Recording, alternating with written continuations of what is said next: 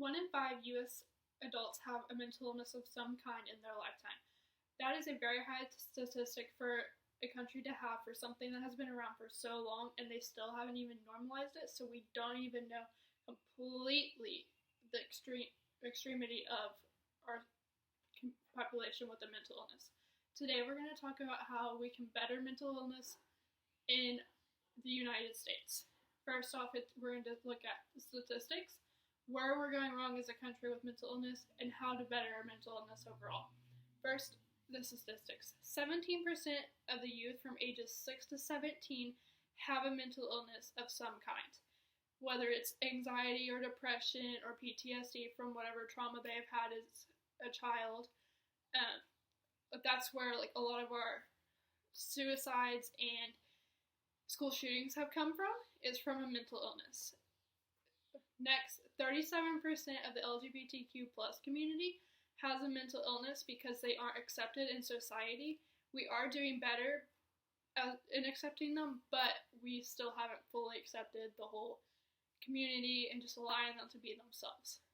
And then 20% of the homeless community has a mental illness. And 12% of the population of homeless people are veterans. And the majority of veterans have some type of mental illness after they've come back from a deployment or just after they've done serving their time in the military. Second, where we're going wrong. We're going wrong in our healthcare, especially in insurance. Insurances do not cover mental health professionals as much as they should.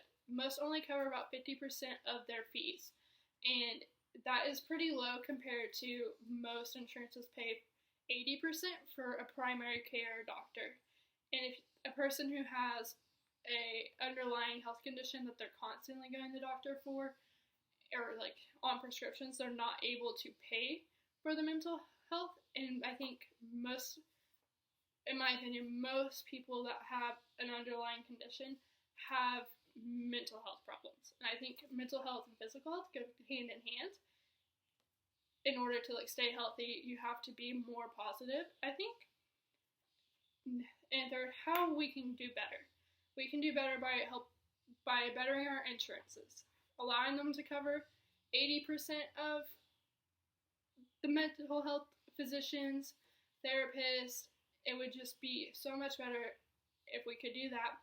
Also, if we talked about it in schools to younger children and in different stages of life on how they could have anxiety or depression or even PTSD and not even know it. I think that would also help lower our rates of sexual assaults and cases that aren't even being found out until later in life that this has happened to somebody as a young child. We need to normalize it. Just start talking about mental health and different sources that can help with if you have it or where you can go. I think that would just help in general.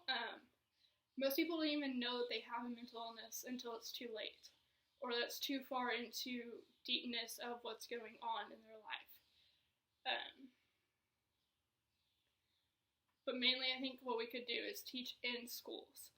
It would just help a lot if we taught them everything we can about mental illness, not to scare them, but to help them and to help them understand how other people are and what to do when they see those problems going on in their family's lives or their friends' lives. Today we talked about the statistics of mental health, where we're going wrong as a country, and how we can better our country with mental health awareness. If you have a mental illness and you need someone to talk to, feel free to reach out to me. I'm always available, and I will help you find help. I will just be a listening ear if that's what you need.